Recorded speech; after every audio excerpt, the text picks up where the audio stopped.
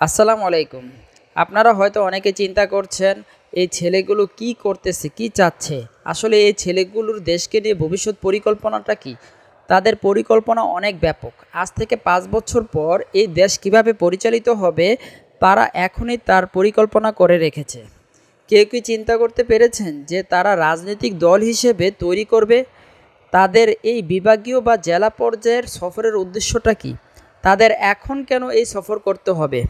তারা কি কোনো রাজনৈতিক দল? যদি আপনি মনে করেন যে তারা কোনো রাজনৈতিক দল না বা ভবিষ্যতে রাজনীতিতে দল হিসেবে শক্ত ভূমিকা পালন করবে না, তাহলে আপনি এখনও ভুল চিন্তায় আছেন। তারা এখনই রাজনৈতিক মাঠে কার্যক্রম শুরু করে দিয়েছে। চলুন তাদের পরিকল্পনাটা কি দেখি। বৈষম্য বিরোধী ছাত্র আন্দোলনের অন্যতম সমন্বয়ক সার্জিস আলম বলেছেন, রাজনৈতিক জায়গায় যদি ভালো মানুষগুলো না যায়, দিন শেষে আপনি যেই হন না কেন ওই খারাপ মানুষগুলো দ্বারাই আপনি শাসিত বা শোষিত হবেন।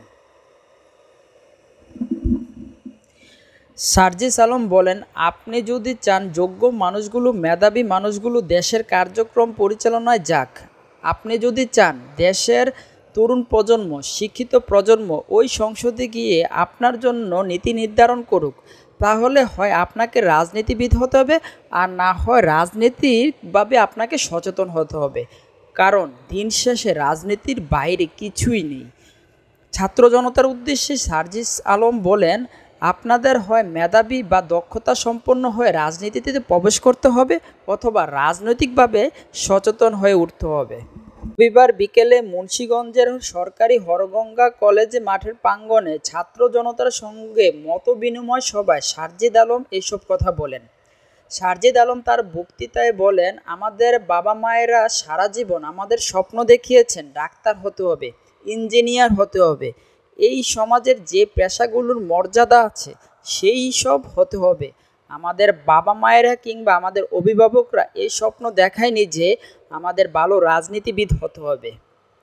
আপনি বাংলাদেশে থেকে যা কিছুই করছেন, যে দায়িত্বগুলো পালন করছেন, যে নীতি সংবিধান আছে, যে নিয়মকানুন আপনি মেনে চলছেন, তার প্রত্যেকটি নির্ধারিত হয় ওই সংসদে থেকেই।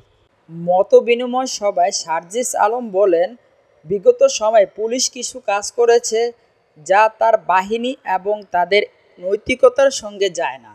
তাদের অধিকাংশকে বাধ্য করেছিল ফ্যাসিস্ট হাসিনা। তাহলে হাসিনার জায়গা স্বরাষ্ট্র মন্ত্রণালয়ের জায়গায়, প্রশাসন এবং সংসদের মতো জায়গায়। আপনাদের মতো ২৪-এর গণ অভ্যুত্থানে চেতনার মানুষগুলো যদি অংশ না নেয়, তাহলে কোনো না কোনো ফ্যাসিস্ট দ্বারা কয়েক বছর পর আবারও এ দেশ পরিচালিত হবে।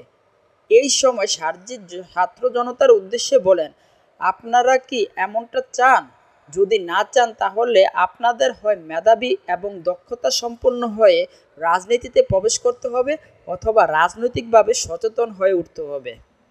তবে ভাই যে যাই বলুন না কেন, বর্তমান আর অতীতের রাজনৈতিক প্রেক্ষাপটটা অনেকটাই আলাদা, অনেকটাই পরিবর্তন।